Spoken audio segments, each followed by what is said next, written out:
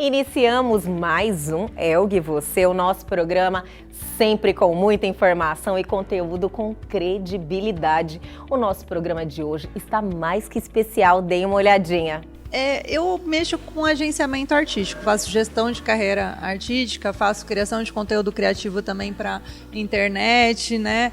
E produção de eventos. Recebemos também a doutora Natasha Silensarenko, que nos passou aí muita informação com muito otimismo. Infelizmente, a gente ainda tem aí testes que não se prestam, sabe, para diagnóstico. Paciente fazendo teste no sangue para ver se está com Covid, teste do nariz para ver se já teve, não.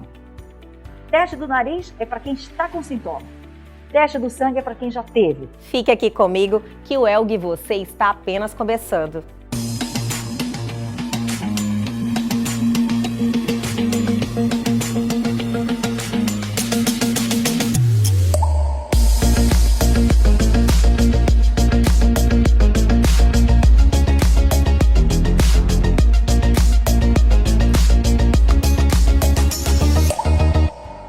E hoje é terça-feira, aquele dia que recebemos ele, Bruno Perim, referência internacional em empreendedorismo com 3 best-sellers e que está aqui toda terça-feira cuidando do nosso bolso e compartilhando todo o seu conhecimento. Então venha, Bruno Perim.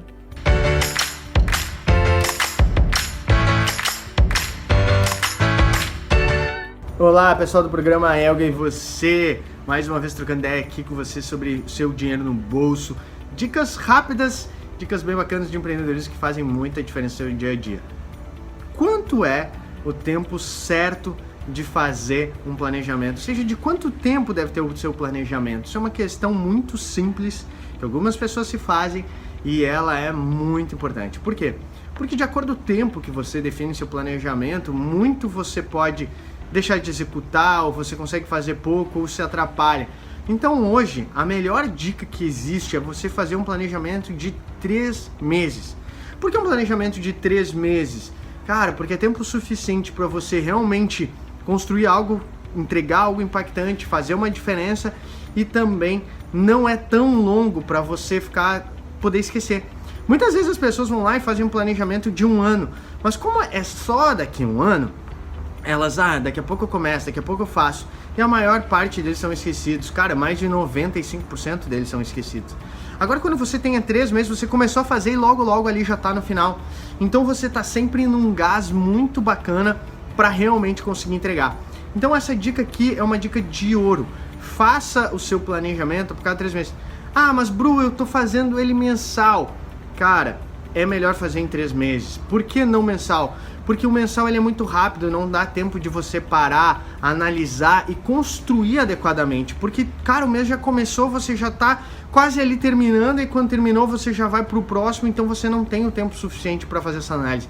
Por isso que o melhor, isso eu não tô te falando, não é uma opinião só do Bruno que aplica isso, que tá te falando isso por experiência. Isso é uma opinião das maiores empresas do mundo que utilizam hoje esse timeline que a gente chama, esse tempo de planejamento. Porque é justamente o que dá um tempo suficiente de você analisar, de você construir algo legal, de você ter uma boa entrega e fazer de novo. É o jeito mais dinâmico e mais interessante aí para você conseguir evoluir.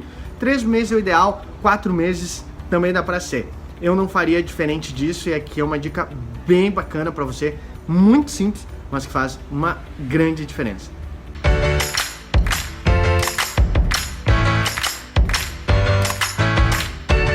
E aí, gostaram da informação, da dica de hoje do Bruno Perim? Realmente, ele sempre está aí acrescentando na nossa vida. E você quer mandar um recadinho, quer entrar em contato com ele? Pode mandar um direct ou por nossos canais de comunicação que estão aí na sua tela, viu, gente? Mas o Elgue Você continua e chegou aquele momento que nós deixamos vocês informados sobre tudo que está acontecendo no Brasil e no mundo. Chegou a hora do nosso radar, do nosso quadro de notícias. TikTok volta a funcionar no Paquistão depois de ser proibido por conteúdo imoral. O Paquistão liberou os downloads e o uso do aplicativo chinês TikTok na última segunda-feira, revertendo uma decisão de 11 dias atrás que bloqueou o app por não filtrar conteúdo imoral e indecente. NASA escolhe Nokia para instalar internet 4G na Lua. A empresa finlandesa Nokia foi escolhida pela NASA, Agência Espacial dos Estados Unidos, para construir a primeira rede de celular na Lua. Sem horário de verão, usuários afirmam que celulares novamente adiantaram a hora. O horário de verão voltou a ser assunto nas redes sociais no último domingo. Usuários relatam que seus celulares adiantaram o relógio em 1 hora nesta madrugada, mesmo com o cancelamento da medida em 2019. Hackers vendem acesso a imagens capturadas de 50 mil câmeras expostas na web, diz site. Criminosos estão oferecendo um pacote de 3 terabytes de imagens e vídeos que teriam sido coletadas de 50 mil câmeras de segurança expostas na web.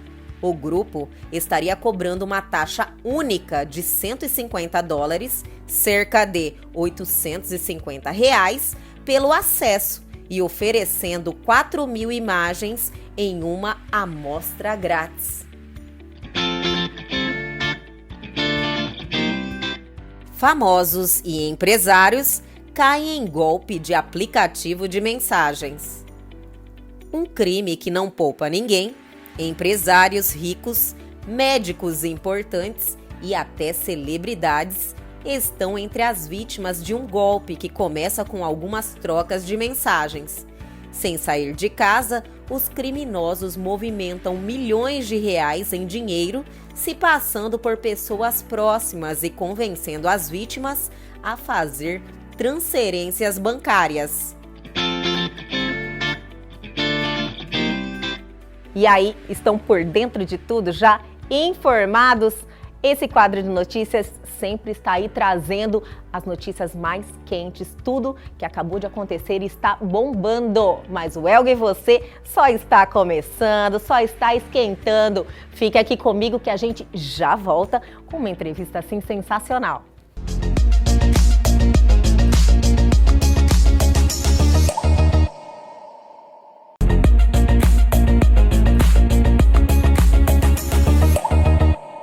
Olá, estamos aqui de volta porque vamos ter um bate-papo gostoso com ela que está aqui do meu lado, Nichelle Jaldi, empresária, produtora cultural, turismóloga, ela é demais, sensacional. Primeiro, Nichelle, muito obrigada por estar aqui com a gente hoje. Obrigada a você, meu amor. Tava com saudade. Eu também, muito saudade de você. Mas o bom é que toda vez que a gente se encontra é uma energia maravilhosa e sempre você tem algo novo, algo pra cima, pra frente pra contar pra gente. Nichelle, eu gostaria muito que você aí nos contasse como é que está essa nova fase, porque agora a Nichelle virou mamãe e o brilho no olhar dela, eu vou mostrar para vocês, ele tá aqui lindo, maravilhoso, e realmente você sempre foi uma mulher ativa, empresária, empreendedora, sempre fez acontecer grandes shows, grandes eventos e está vivendo uma fase diferente na sua vida. Vamos começar por aí? Bem diferente, né? Ser mãe, digamos assim, que é um evento sem ter hora para acabar. Né? Adorei essa colocação, vocês vão entender por que ela está falando. É tanto perrengue, né, que a gente passa em evento, eu acho que maternidade também é um mar de descobertas, de perrengue, tem coisa positiva, negativa, desde a gestação, desde a vontade em ser mãe, então assim, eu tô lidando, eu tô dando bem. Eu acho que você se deu muito bem mesmo, inclusive assim, você tem uma história legal já, né, em relação à maternidade, em toda a sua experiência, que eu queria que você compartilhasse um pouquinho com a gente também. Olha, eu acho que maternidade, ela vem assim, bem da sua vontade em ser mãe. Então, assim, quando você tem essa sementinha plantada, eu quero ser mãe, então já começa aí, né?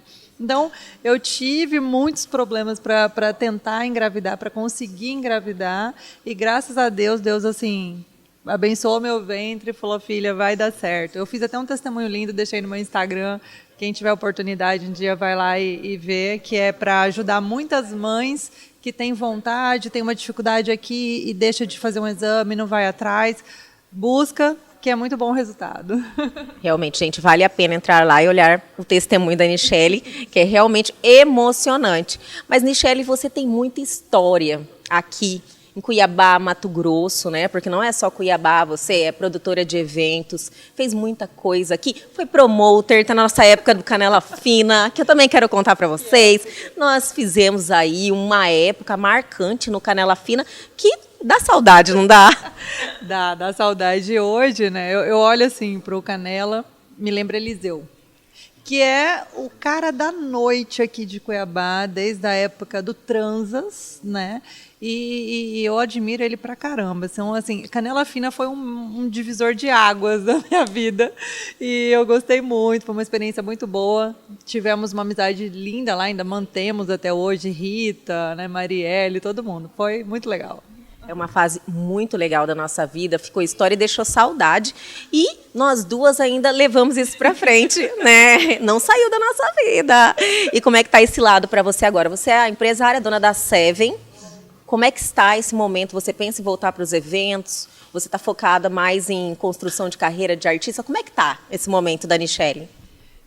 Eu mexo com agenciamento artístico, faço gestão de carreira artística, faço criação de conteúdo criativo também para internet, né? E produção de eventos. Porém, Nichelle, fazer evento novamente, não. Eu acho que o Cuia Folia me ensinou assim, ó, não dê um passo maior que a perna, né? Então, nesse mundo hoje em dia que os patrocínios são bem restritos, não adianta que eu não consigo. Eu já vi tanta coisa, eu prefiro estar por trás. Nichelle, realmente, você falou do Cuia Folia, foi um evento maravilhoso, porque, olha, ela idealizou algo e executou mesmo o que ela faz, viu, gente? Fez lá um super camarote e as coisas não retornaram da forma como você imaginava. E, lógico, né, teve uma consequência, mas também foi legal. É um aprendizado, né?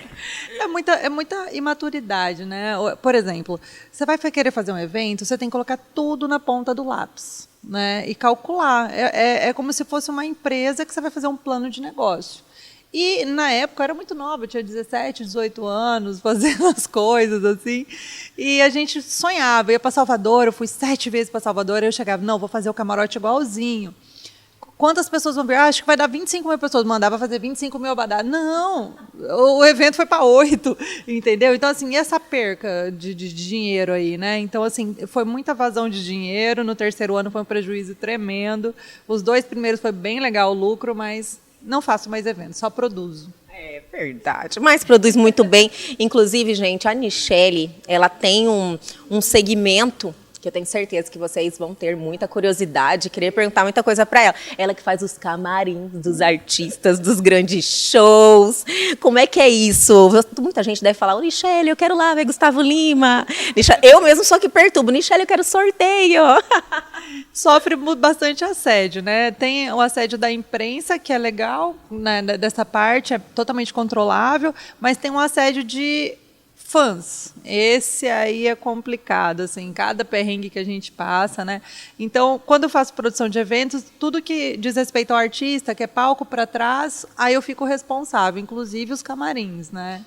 E tem muita coisa assim legal, tem muito artista que vale a pena, dá gosto de trabalhar, e outros que a produção é tão chata que transforma o artista. Às vezes o artista não é chato e por conta de uma produção muito travada, você acaba ficando com ranço do artista. Isso transfere, né? Você vê, às vezes, tem a culpa da produção, da equipe do artista, acaba passando essa antipatia, vamos dizer assim, você fica um pouco, né? Eu também tenho essa experiência, porque às vezes a gente tem acesso, vai lá entrevistar, e aí você pega uma equipe travada, sabe? Mal educada, porque na realidade o artista vive disso, né? A gente que traz essa visibilidade para eles, e os fãs, né? Só que tem um pessoal que não entende muito assim, né, Nichelle? Quanto tempo você já ficou esperando para fazer uma entrevista com um artista de um show? Fiquei bastante já, tempo. E filho, eu sou legal, né? Eu falo, vai, os fãs treineiros! Eu sou bem humorada, mas às vezes cansa, é isso mesmo. Já aconteceu, por exemplo, assim, não vou falar o artista, obviamente, né? Todo mundo marca lá a imprensa 9 horas da noite, tá? Toda a imprensa 8h50 tá lá, pontual. A imprensa de Cuiabá não tem esse problema, né? São muito pontuais. Aí o artista enrola das 21 até as 4 da manhã para chegar para a imprensa, não para a imprensa, eles falam para nós, produção, fala que a gente não está afim de atender, eu não quero atender hoje. Aí a gente tem que ir com carão, às vezes a imprensa, antes eles ficavam com raiva da gente, da produção, mas sabem que hoje é o artista que faz isso. É porque tem toda uma preparação, né? A gente se prepara para estar lá, fazer aquela cobertura, tem uma agenda, tem profissionais que se envolvem naquilo e de repente a gente está travado, então às vezes a gente fica chateado. Mas, Nichelle, tem alguma história legal para você contar para a gente, dividir com o pessoal aí, que eu acredito que eles falam, ela contar uma, né? O que aconteceu de inusitado nesses camarins? Olha, camarim especificamente, uma vez eu estava em Cáceres, nesse de Cáceres, assim, era um evento de vários dias, né? E nesse aí, o primeiro dia já deu problema. Eu tive que ficar lá, o show já tinha acabado 2 horas da manhã, e eu tive que ficar até as 6 horas esperando o artista terminar o serviço, que tinha uma fila de meninas.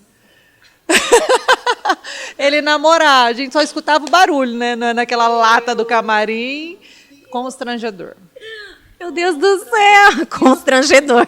Isso foi o primeiro desse dia, porque o segundo foi pior. O segundo foi... Pode contar. Pode contar, o horário permite, conta. Não, esse foi legal. Eu estava fazendo produção para 2 senhores, um deles já até faleceu, bem famoso. E primeiro assim, na lista de camarim tinha pedir a chamate. Só que ele não especificava o chamate. Eu fui lá e coloquei o sachê. Quando ele foi, o produtor falou assim, menina, você tá maluca de me dar o chamate em sachê? Ele toma de litro no palco, o senhor, né? Eu falei, eu não sabia. Ele pegou e tacou o sachêzinho, tudinho, e foi. Eu falei, nossa, mas esse senhor, esse velhinho tá ligado lá no palco, né? Quando a gente está indo embora, veio uma doida e para a van. No meio da van e fala assim, para tudo, eu quero entrar. Aí a dupla olhou para o outro e falou, vem. Eu, como já sou manjada, eu mandei um SAMU, uma unidade do SAMU da cidade, lá para frente do hotel, porque o senhor já tinha mais de 60 anos, né? Você já previu isso? Já previ. E graças a Deus eu mandei, porque ele tomou uma pílulazinha azul e passou mal. Meu Deus, que história é essa? A rainha do rodeio ainda. Que história, viu, gente? Muitas histórias de camarim aqui com Nichelle Jalt. Nichelle está voltando, graças a Deus, o movimento. A gente, assim, consegue pensar que a gente já está dando adeus por esse período de pandemia, né? Que é o que todo mundo quer. Como é que está para você os eventos retornando? Então, a minha agência, ela tinha 40% do nosso faturamento era digital, né? Então, era do marketing digital. Então, hoje a gente reverteu e foi para 60%.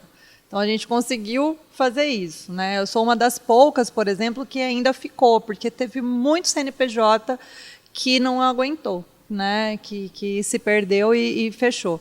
Com o retorno dos eventos, como eu atendo, assim, eu tenho um casting de artistas que eu atendo evento corporativo, casamento, tudinho. Então, assim, digamos que a máquina começou a girar agora, com eventos até 200 pessoas, até 500 para corporativo. Então, está voltando aos poucos, assim, né? Mas foi um período muito complicado, onde músicos que dependem desse tipo de serviço, a gente tinha que fazer rifa para dar cesta básica, fazer doação, ficar pedindo, porque o músico, ele depende, uma maioria depende inteiramente de show, e quando você trava isso, para. E parou assim, desde da pessoa o técnico de som, desde o músico, desde de tudo, né? Parou tudo. Eu vou aproveitar esse espaço e até pontuar em relação a isso, porque às vezes as pessoas falam, nossa, tá voltando os eventos, as pessoas são irresponsáveis, só que existe muita gente aí que passou fome, gente, que tinha que trabalhar e não tem como, vivia totalmente dos eventos. Tem músico que vivia do cachê do barzinho. Então, assim, às vezes a pessoa, ai, nossa senhora, não é uma falta de consciência ou uma irresponsabilidade, né? Está movimentando um setor que está aí também tirando muita gente no momento difícil, né, Nichelle? Difícil, difícil. Teve até o Safadão agora, ele fez um pronunciamento na rede social dele, foi um dos poucos que falou, muita gente compartilhou. Então, assim, é uma cadeia que é muito grande, né? Então, assim, prejudicou pra caramba. Nossa, minha agência, ela travou. Eu estou sem 40% hoje do meu faturamento com eventos e está voltando aos poucos. Então, é muito difícil. Mas vai voltar, gente. Essa pandemia já ficou para trás. A gente, torce muito. Nichelle, quero te agradecer esse bate-papo maravilhoso, gostoso, te reencontrar com seu filhinho, que eu vou mostrar umas imagens dele aqui, a coisa mais linda. E olha, te espero de novo, agora, só que lá no estúdio, tá bom? Eu quero te receber lá. Vamos sim. Obrigada, prazer. Assim, Elga maravilhosa, apaixonada nela. E eu fico muito orgulhosa de a gente ser amiga, isso prevalecer. A gente ser amiga no trabalho, começar no trabalho e isso ficar na vida, né, amiga?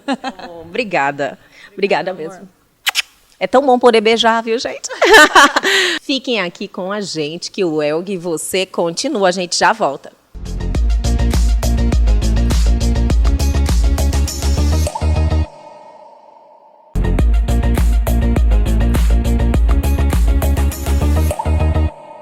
Estamos de volta e hoje um dia especial. Estamos recebendo novamente a doutora Natasha Silessarenko, que é um prazer imenso te receber aqui novamente.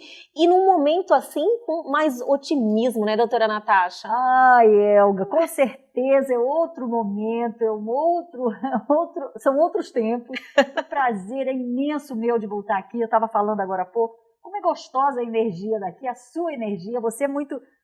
fácil, assim, de conversar. A gente passaria horas aqui conversando. Muito gostoso, muito gostoso. Muito obrigada, obrigada mesmo. Faz muita diferença receber um elogio seu, viu? Doutora Natasha, na entrevista passada, quando tivemos o prazer de tê-la aqui pela primeira vez, o cenário era bem complicado, falando de pandemia, né? Que é um assunto que vamos abordar hoje também.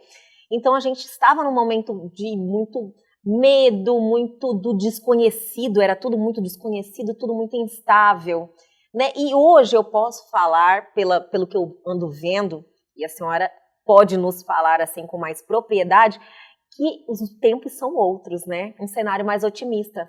Não, com certeza. A gente viveu aí, aqui em Mato Grosso, momentos extremamente difíceis aí entre junho e julho. Com taxas de ocupação de UTI de 95%, sem leitos de UTI, sem muito leito de enfermaria, realmente momentos bastante dramáticos.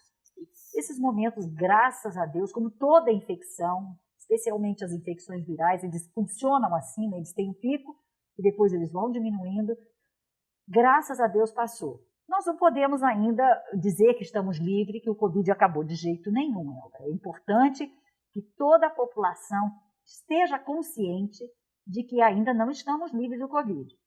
Sim. Só estaremos livres depois que tiver uma vacina, que a vacina estiver disponível, que grande parte da população tomar essa vacina, aí sim a gente pode respirar mais tranquilo. Entretanto, até lá, temos ainda algum tempo. Então, que estamos vivendo outros tempos, não tenha dúvida. Então, hoje as taxas de ocupação de leitos de UTI estão muito menores, o que deixa a gente muito mais tranquilo. Eu estava falando com um amigo do Rio, e ele me falou agora há pouco, que tinham 6 leitos na UTI lá do Fundão, na UFRJ, e que estavam chamando assim, pacientes para ir para lá, e não tinham pacientes de Covid para ir. Olha, que maravilha!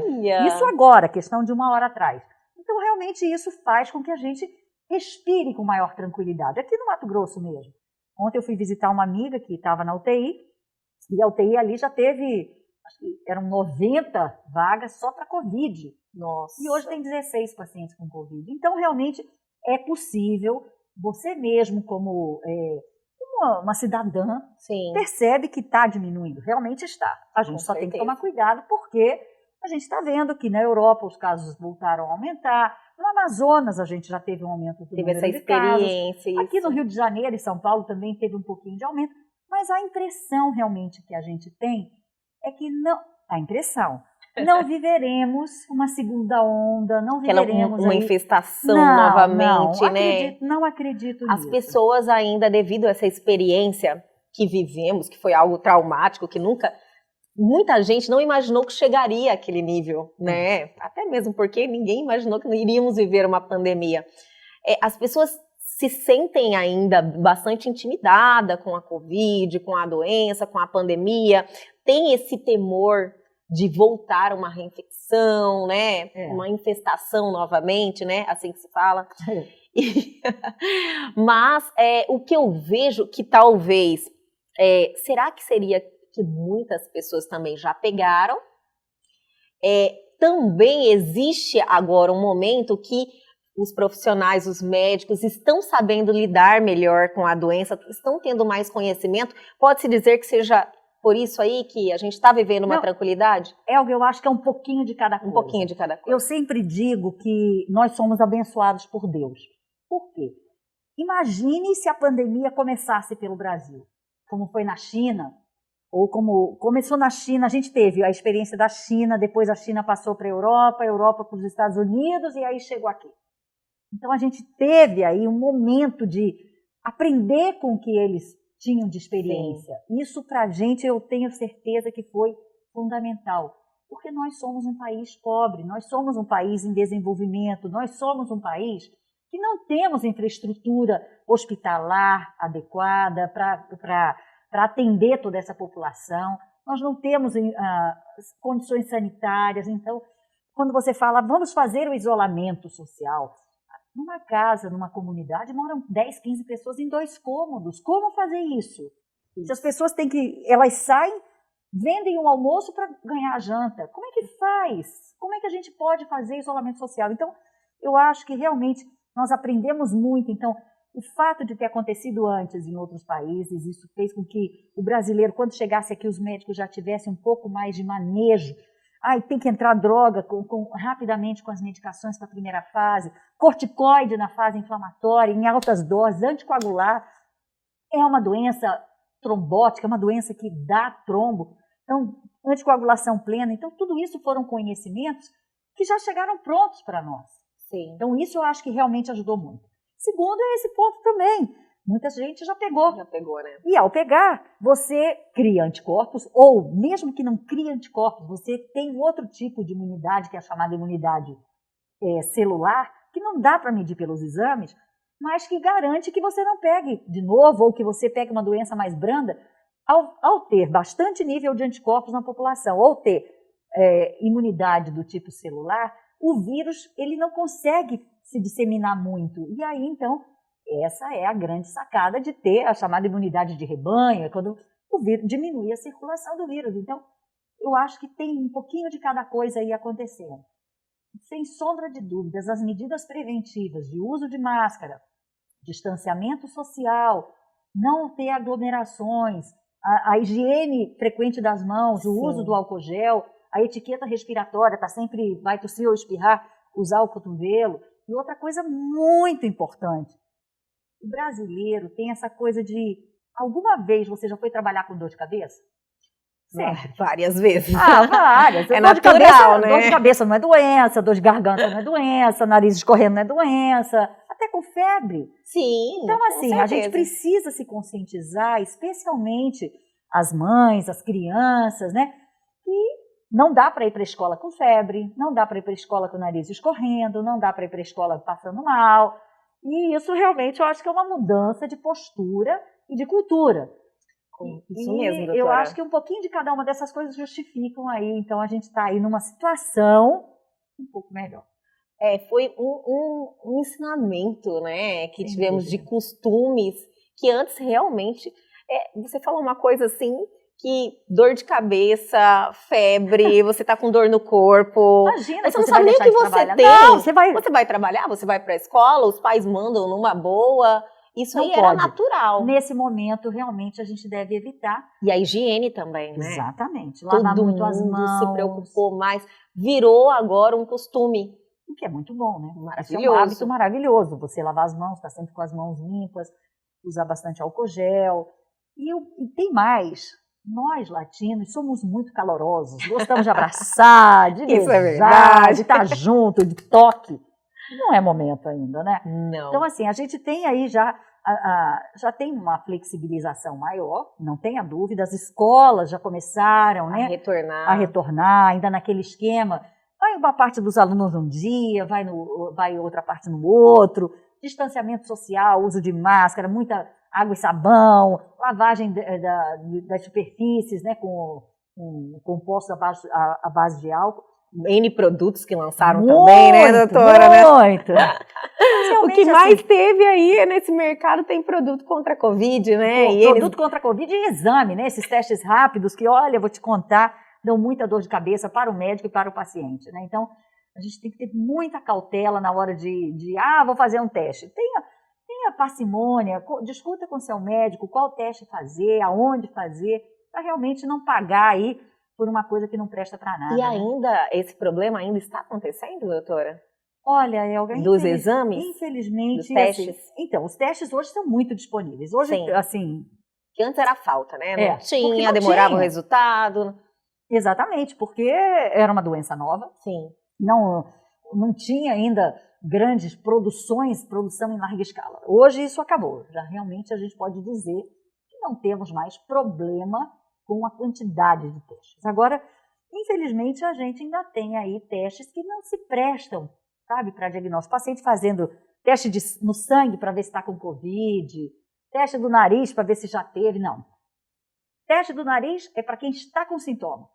Teste do sangue é para quem já teve, para saber se já tem... Se está imune ou não. Exatamente. Então, assim... Isso tem que ser bem frisado, porque embora tanto a imprensa e muitas as informações estarem muito disponíveis, né, e as pessoas realmente se fala muito sobre Covid ainda, mas essa clareza, assim, olha, teste de sangue é para ver quem se já teve. Já teve. Se já teve anticorpo. Uhum. E o teste do nariz, para ver se o indivíduo está com a doença. Então, quando é que eu indico um, quando eu indico outro? Teste do nariz, quando eu tenho sintoma. Então, com dor de cabeça, dor no corpo, dor de garganta, nariz escorrendo, diarreia, dor abdominal, o que eu vou fazer? Teste do nariz, que é o PCR, ou o teste rápido de antígeno. São os dois com cotonete no nariz e na garganta. Sim. Eu quero saber se eu tive há 2 semanas atrás, eu quero saber, tive contato com alguém, é sangue, para saber se tem anticorpo. Então, o teste do nariz, a gente deve colher de preferência do 2º ao 7º dia de sintoma. O teste do sangue, 15 dias depois do início dos sintomas ou do contato suspeito. Que aí já está mais seguro num resultado, né, com mais eficácia. Exatamente. Doutora, um dos assuntos aqui que a gente quer ter mais esclarecimento, mais informação é em relação às crianças, né? Que existe aquele mito que a criança não pega o Covid e a gente quer conversar sobre isso, mas espera só um pouquinho, eu vou chamar o intervalo, mas a gente já volta com mais doutora Natasha.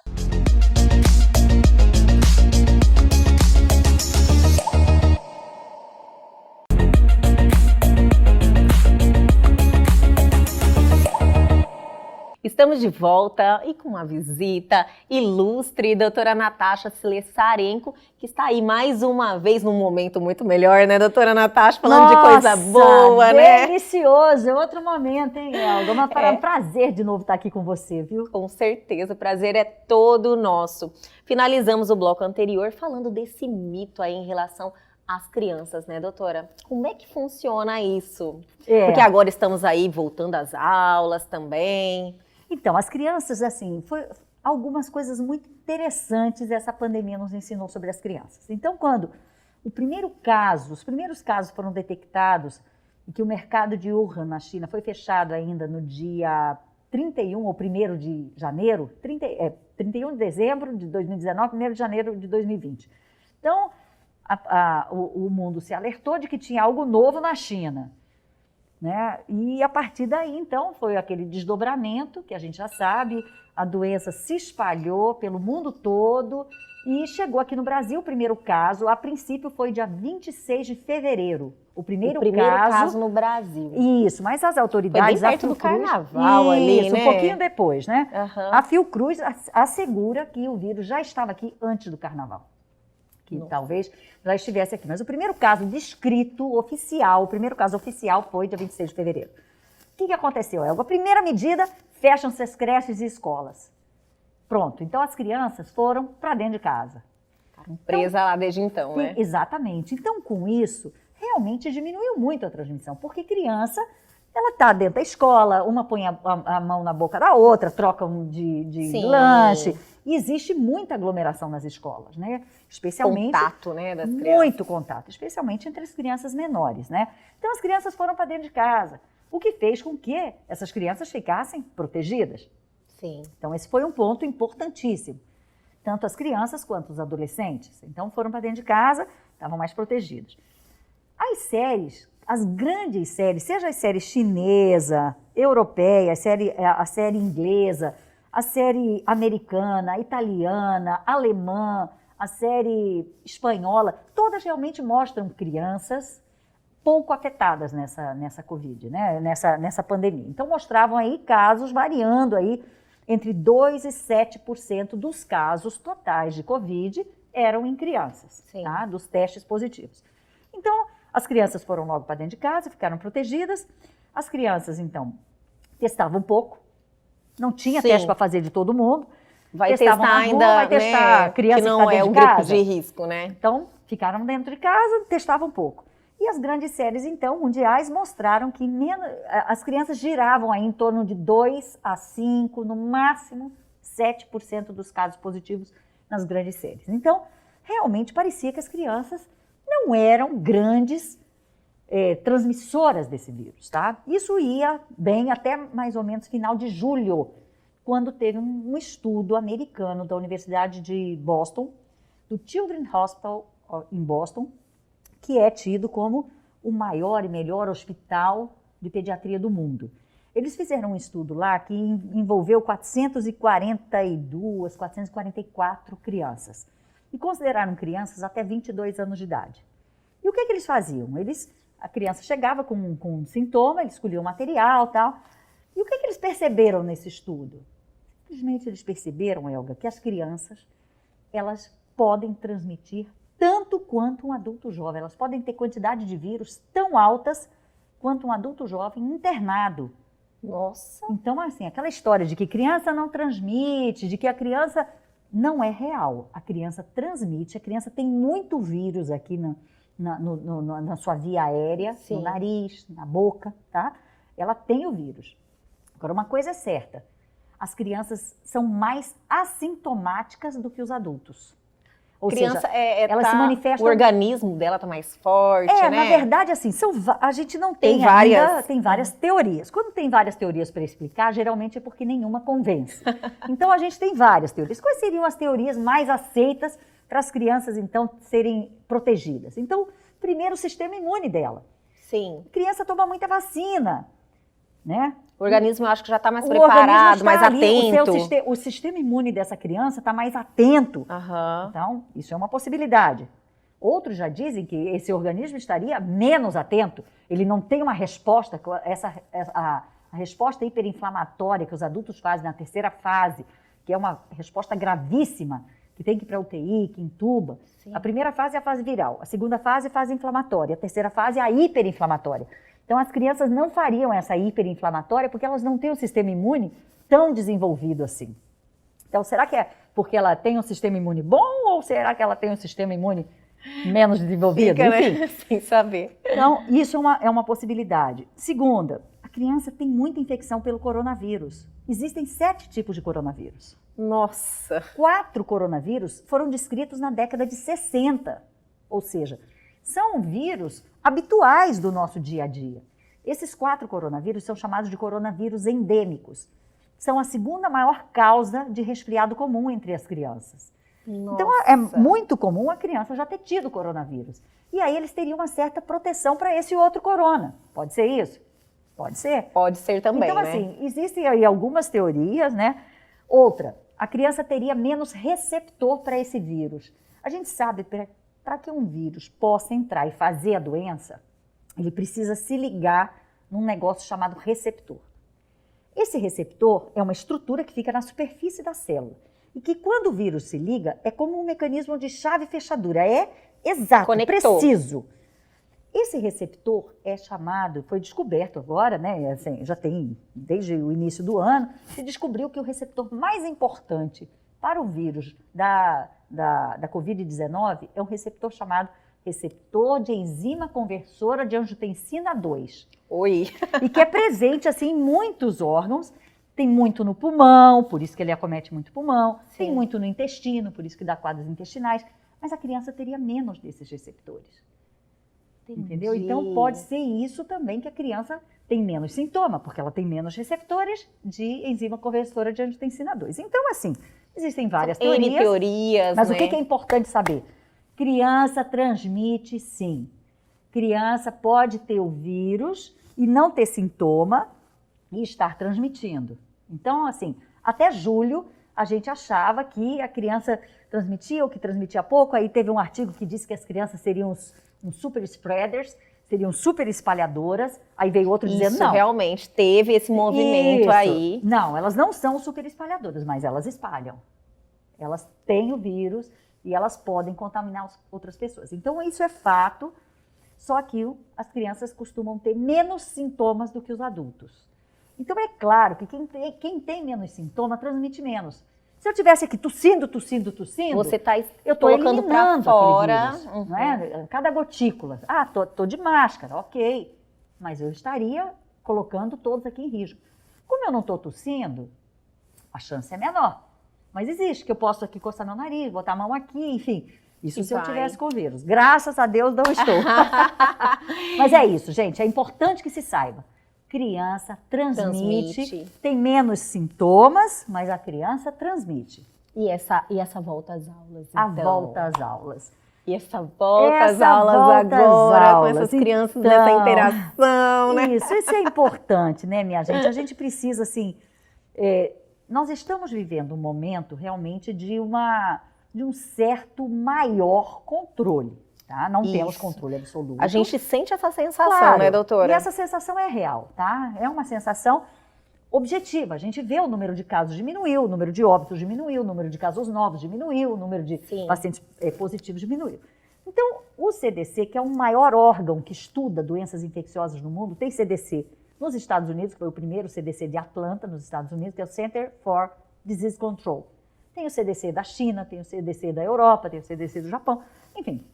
O CDC lançou uma norma que diz o seguinte: se naquele seu estado, no seu lugar, no seu país, tiver um número de casos novos menor do que 20 casos novos para cada 100 mil habitantes, 20 casos novos para cada 100 mil habitantes.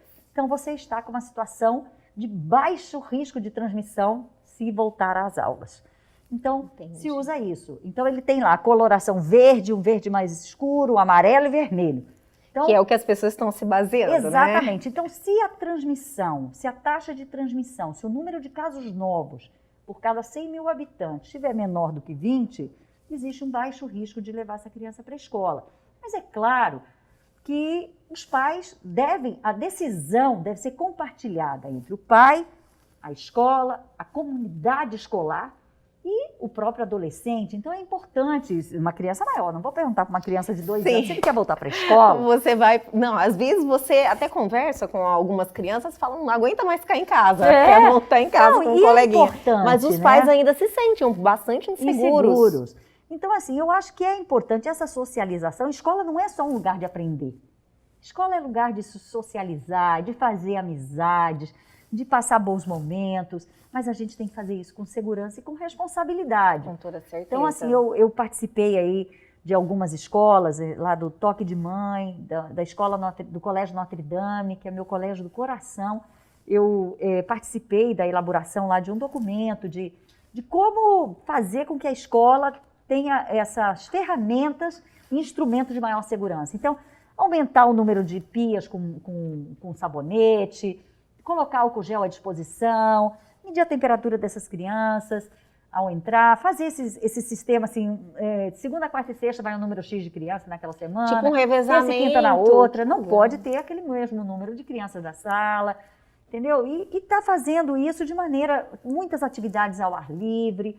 Então, assim, eu acho que tudo isso vai contribuir realmente para uma volta às aulas mais segura e deixando os pais mais tranquilos, né? Porque eu acho que sim. Eu acredito que com essas tomadas, assim, essas medidas, vai deixar os pais um pouco mais à vontade. Tá todo mundo querendo já mudar esse calendário para 2021. Não é? Todo mundo que a gente conversa fala, não, vai voltar só em 2021. Nossa. Mas eu acredito que essa retomada ainda em 2020 já vai ajudando, né, ter um cenário de normalidade para as crianças também que não devem aguentar ficar em casa mais, né? Não, ninguém aguenta. Doutora, também teve a questão do kit, né, que aqui no Mato Grosso, eu não sei se isso é no nosso país como um todo, em todos os estados, mas eu percebi que quando eles começaram a saber lidar com a doença, das primeiras, alertou todo mundo, olha, o que estava acontecendo, as pessoas achavam que pegou, elas continuavam em casa, elas não procuravam quando já estava com um problema. Complicado. E hoje não, começou a alertar, olha, você pegou, corre, a pessoa já tem um lugar onde vai sai com o kit.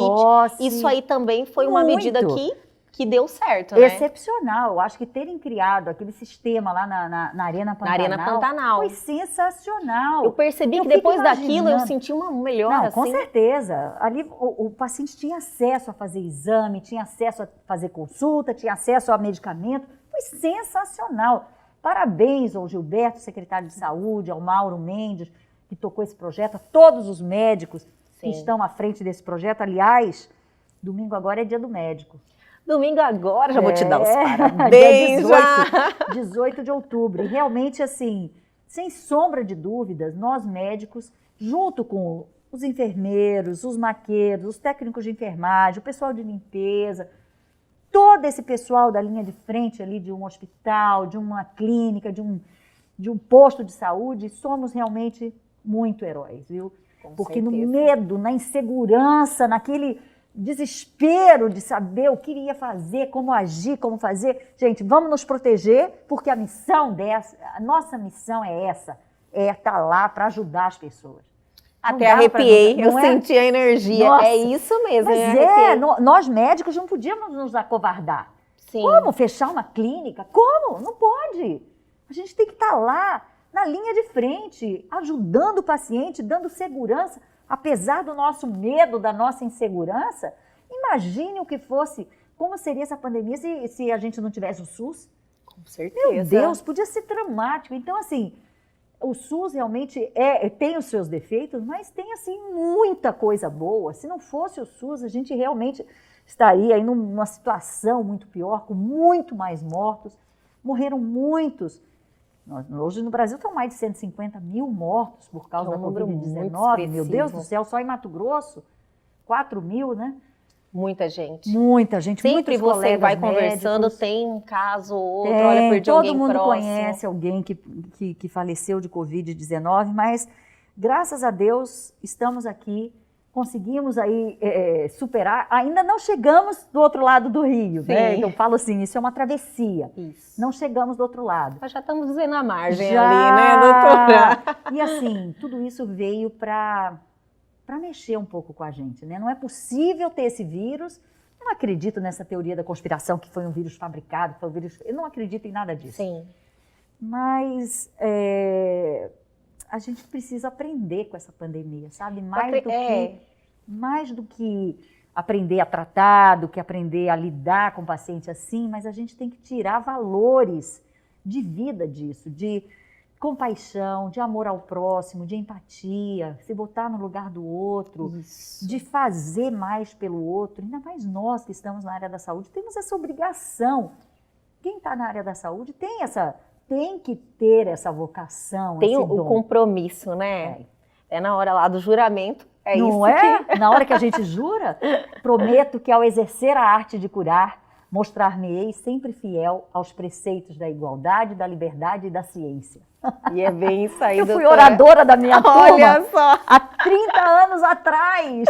E até hoje ainda tá sei, na ponta da língua. Eu vivo esse juramento, é isso aí. Doutora, olha, foi maravilhosa estar com você neste momento, você passando todas essas informações e trazendo aí essa energia positiva, esse olhar assim de que está clareando tudo, né? Ah, isso é muito bom. Olha, eu queria terminar com um pequeno trecho de uma poesia de Fernando Sabino que eu acho que cabe demais para esse nosso Por momento. favor, nos presenteie, por favor. Então, que diz assim, olha, de tudo ficaram 3 coisas. A certeza de que estamos sempre começando. A certeza que é preciso continuar. E a certeza de que podemos ser interrompidos antes de terminar. Faça da interrupção um passo de dança. Faça da interrupção um novo caminho. Da queda, um passo de dança. Do medo, uma escada. Do sonho, uma ponte. Da procura, um encontro. Não é lindo? Ai, maravilhoso! Olha, doutora Natasha, é um prazer imenso te receber. As portas estão aqui sempre abertas no nosso programa. Eu amo sentir essa sua energia. Ai, obrigada! Viu? Me convide sempre, porque eu estou sempre aqui. Eu também, a recíproca é verdadeira. Obrigada mesmo, espero te ver novamente aqui rapidinho. Com todo prazer. Obrigada. E é nesse clima que nós finalizamos o programa de hoje, mas não fique triste que a gente volta amanhã. Perdeu algo, quer mandar alguma mensagem, nossos canais de comunicação estão aí na sua tela e tem também nosso canal no YouTube. Reveja essa entrevista e muitas outras que estão lá à sua disposição e se inscrevam. Aguardo vocês amanhã aqui na TV Pantanal, canal 22.1.